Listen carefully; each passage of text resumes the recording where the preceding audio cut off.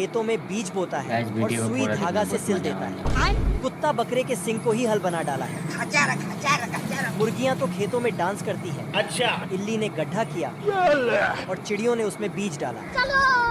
मधुमक्खियाँ भी बीज डालते हैं और खरगोश मिट्टी ढकता है। ठीक है। यहाँ इंसान है ही नहीं। पेलिकन तालाब से पानी उठाता है और साला चिड़ियों के साथ मिलकर बारिश करवाता है। एंड तक देखते जाना। बारिश होते ही अचानक फसल बड़े बड़े हो जाते हैं और साला तुरंत उसमें मकई आ जाता है। ये टमाटर भी कुछ ही सेकंड में बड़े होके पक जाता है, बिल्कुल 5G के स्पीड जैसा। बवाल चीज है बे। बकरी आती है और मकई तोड़ के ले जाती है। खाया क्यों नहीं? 2 कालू बतख तरबूज ले जा रहा है, लेकिन अपने पेट में भरकर। खेत का पुतला उठता है और बोलता है, सिस्टम पार देंगे।